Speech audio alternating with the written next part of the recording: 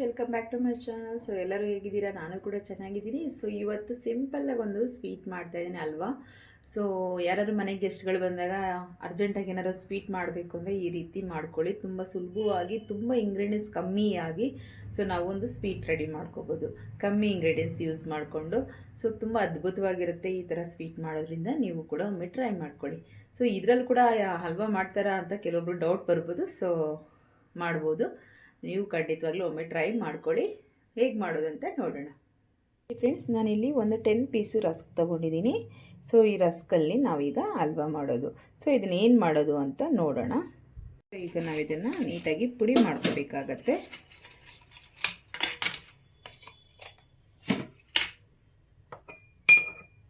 ನೋಡಿ, ಈ ಥರ ಸ್ವಲ್ಪ ಪುಡಿ ಮಾಡ್ಕೊಳ್ಳಿ. ಮಿಕ್ಸಿಗೆ ಹಾಕ್ಕೋಬೋದು, ಆದರೆ ಮಿಕ್ಸಿಗೆ ಹಾಕಿದ್ರೆ ಎಲ್ಲ ಫುಲ್ಲು ಪೌಡರ್ ಥರ ಆಗಿಬಿಡುತ್ತೆ. ಸೊ ಆ ಥರ ಆಗಬಾರ್ದು. ಇದು ಸ್ವಲ್ಪ ಹೀಗೆ ಇರಬೇಕು, ಅಂದರೆ ಒಂದೊಂದು ಪುಡಿ ಆಗಿರಬೇಕು, ಒಂದೊಂದು ಸ್ವಲ್ಪ ಹೀಗೆ ಪೀಸ್ ಪೀಸ್ ಥರ ಇರಬೇಕು. ಈ ಥರ ಈ ಥರ ಎಲ್ಲದನ್ನು ಪೌಡ್ರ್ ಮಾಡ್ಕೋಬೇಕಾಗತ್ತೆ.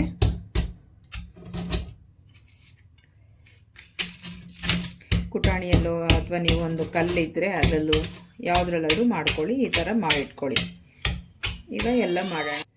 ನೋಡಿ, ಎಲ್ಲ ಪುಡಿ ಮಾಡ್ಕೊಂಡಿದ್ದೀನಿ. ತುಂಬ ಪೌಡ್ರ್ ಥರನೂ ಆಗಬಾರ್ದು, ತುಂಬ ದಪ್ಪ ದಪ್ಪನೂ ಇರಬಾರ್ದು. ಈ ಥರ ಇರಬೇಕಾಗತ್ತೆ. ಸೊ ಈ ಥರ ಇದ್ದರೆ ಚೆನ್ನಾಗಿ ಬರುತ್ತೆ. ತುಂಬ ಪೌಡ್ರ್ ಮಾಡ್ಕೊಂಬಿಟ್ರೆ ಈ ಥರ ಮಿಕ್ಸಿಗೆ ಹಾಕ್ಬಿಟ್ಟು ಆ ಥರ ಮಾಡಿಕೊಂಡ್ರೆ ಚೆನ್ನಾಗಿರಲ್ಲ.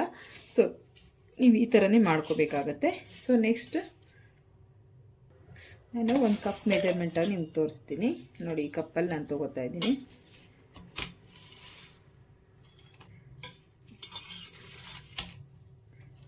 ಒಂದು ಕಪ್ ಮೇಲೆ ಇದೆ, ಅಥವಾ ಒಂದು ಕಪ್ ಅಂದ್ಕೊಂಡ್ರೂ ಓಕೆ. ಒಂದು ಕಪ್ ಅಷ್ಟಿದೆ.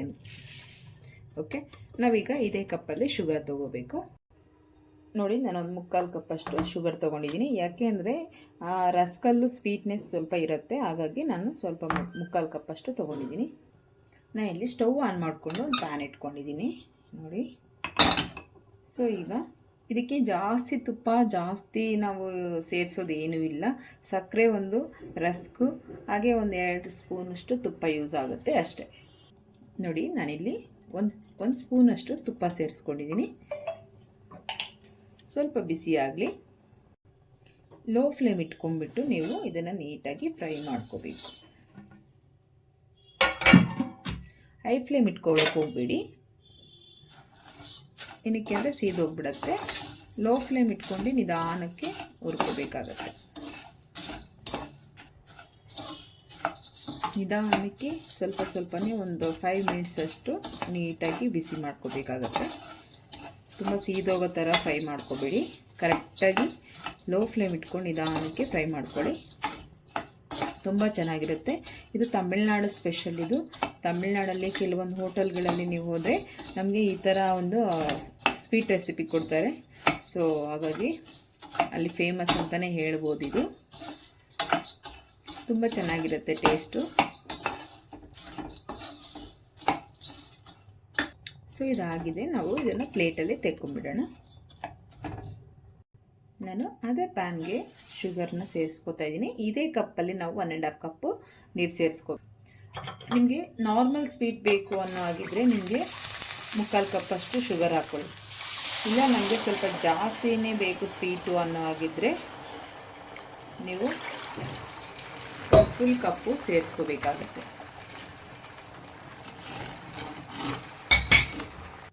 ನಾವೀಗ ಶುಗರು ಚೆನ್ನಾಗಿ ಕರಗಿದೆ. ಸೊ ನಾವೀಗ ಏಲಕ್ಕಿ ಸ್ವಲ್ಪ ಸೇರಿಸ್ಕೊಳ್ಳೋಣ. ಒಂದು 4 ಏಲಕ್ಕಿ ಕುಟ್ಬಿಟ್ಟು ಹಾಕ್ಕೊಂಡಿದ್ದೀನಿ.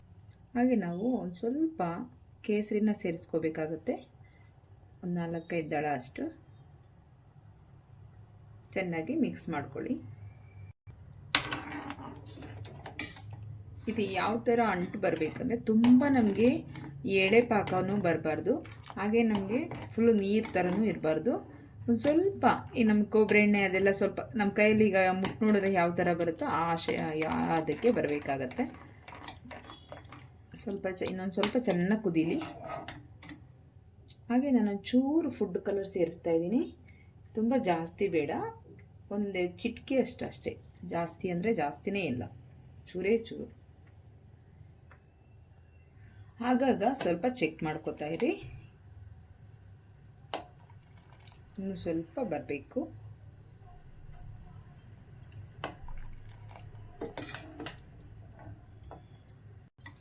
ಫ್ರೆಂಡ್ಸ್, ಹಾಗೆ ವಿಡಿಯೋ ಯಾರೆಲ್ಲ ನೋಡ್ತಾ ಇದ್ದೀರಾ ಪ್ಲೀಸ್ ಸಬ್ಸ್ಕ್ರೈಬ್ ಮಾಡಿ, ಹಾಗೆ ಒಂದು ಲೈಕ್ ಮಾಡಿ, ಶೇರ್ ಮಾಡಿ. ಸೊ ವಿಡಿಯೋ ಎಂಡ್ವರೆಗೂ ನೋಡಿ.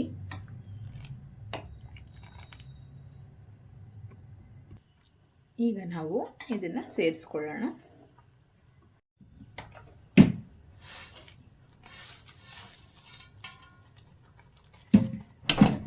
ನೀಟಾಗಿ ಮಿಕ್ಸ್ ಮಾಡ್ಕೊಳ್ಳೋಣ.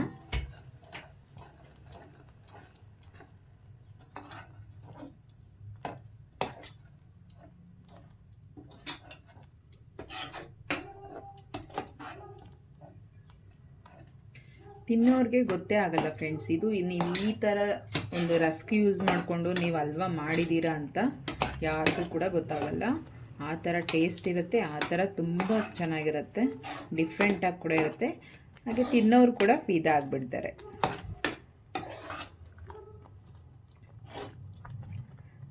So low to medium flame ಇಟ್ಕೊಳ್ಳಿ.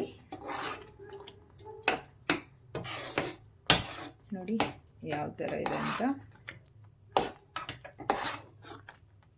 ಹೀಗೆ ಒಂದು 5 ನಿಮಿಷ ತಿರುಗಿಸ್ತಾ ಇರಿ.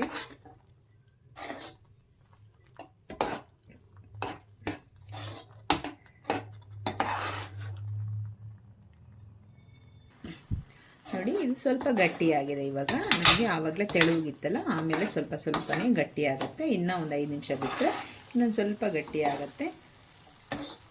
ಇವಾಗ ಇದಕ್ಕೆ ನಾವು ಸ್ವಲ್ಪ ದ್ರಾಕ್ಷಿ ಗೋಡಂಬಿ ಹುರ್ಕೊಳ್ಳೋಣ. ಇಲ್ಲಿ ನಾನು ದ್ರಾಕ್ಷಿ ಗೋಡಂಬಿ ಸ್ವಲ್ಪ ಬಿಸಿ ಮಾಡ್ಕೊಳ್ಳೋಕ್ಕೆ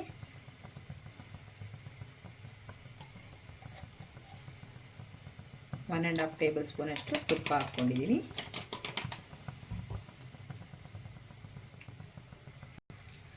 ಈಗ ನಾವು ಗೋಡಂಬಿನ ಸೇರಿಸ್ಕೊಳ್ಳೋಣ.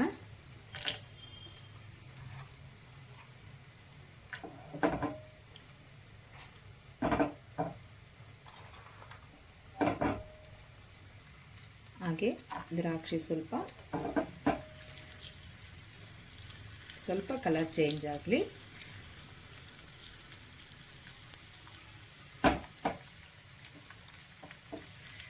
ಸೊ ಈ ಥರ ಸ್ವೀಟ್ಗಳನ್ನ ಮಾಡ್ಕೊಳ್ಳಿ ಮನೆಯಲ್ಲಿ, ಈಸಿಯಾಗಿ ಫಾಸ್ಟಾಗಿ ಕಮ್ಮಿ ಸಮಯದಲ್ಲಿ ಈ ರೀತಿ ಮಾಡಿಕೊಂಡ್ರೆ ತುಂಬ ಟೇಸ್ಟಿಯಾಗಿರುತ್ತೆ. ಹಾಗೆ ತುಂಬ ಬಂದಿರೋರು ಕೂಡ ತುಂಬ ಖುಷಿ ಪಡ್ತಾರೆ, ನೆನ್ಪಿಟ್ಕೋತಾರೆ ನಿಮ್ಮ ಮನೆಗಳಲ್ಲಿ ಈ ಥರ ಅಡುಗೆಗಳಲ್ಲಿ ಈ ಥರ ಒಂದು ಸ್ವೀಟ್ ಮಾಡಿದ್ರಪ್ಪ ಎಷ್ಟು ಚೆನ್ನಾಗಿತ್ತು ಅಂತ. ಸೊ ಈಗ ಇದಕ್ಕೆ ಸೇರಿಸ್ಕೊಳ್ಳೋಣ.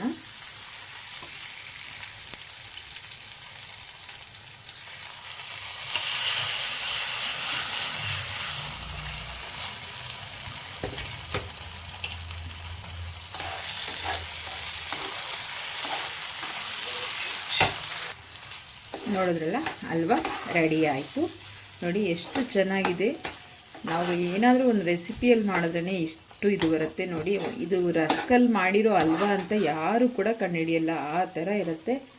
ನೋಡಿ ಯಾರಿಗಾದರೂ ಗೊತ್ತಾಗುತ್ತಾ ಇದು ರಸ್ಕಲ್ಲಿ ಮಾಡಿರೋ ಹಲ್ವಾ ಅಂತ?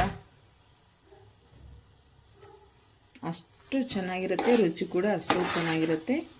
ನೋಡಿ ಹಲ್ವಾ ರೆಡಿ ಆಯಿತು.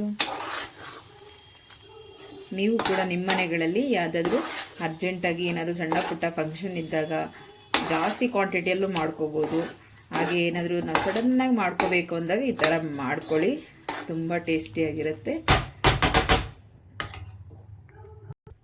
ಸೊ ರೆಡಿಯಾಗಿದೆ. ಈಗ ಬೌಲಲ್ಲಿ ಹಾಕ್ಕೊಳ್ಳೋಣ. ನಾವು ಹಾಕಿರೋದು ಒಂದು 3 ಟೇಬಲ್ ಸ್ಪೂನ್ ಅಷ್ಟೇ ತುಪ್ಪ ಹಾಕಿರೋದು. ನೋಡಿ ಯಾವ ಥರ ನೀಟಾಗಿ ಬಾಣಲೆಯಲ್ಲಿ ಇರೋದಿಲ್ಲ, ಅಷ್ಟು ನೀಟಾಗಿ ಬಿಟ್ಕೊಳ್ಳುತ್ತೆ, ಅಷ್ಟು ತುಂಬ ಚೆನ್ನಾಗಾಗಿದೆ. ನೀವು ಕೂಡ ಒಮ್ಮೆ ಟ್ರೈ ಮಾಡಿ ಹೇಗಿದೆ ಅಂತ ಕಾಮೆಂಟ್ ಮಾಡಿ.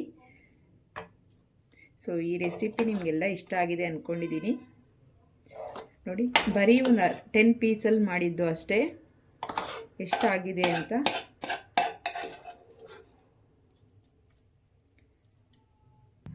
ನೋಡಿದ್ರಲ್ಲ ಫ್ರೆಂಡ್ಸ್, ಹೇಗಿದೆ ಅಂತ ಅಲ್ವಾ? ತುಂಬ ಟೇಸ್ಟಿಯಾಗಿರುತ್ತೆ.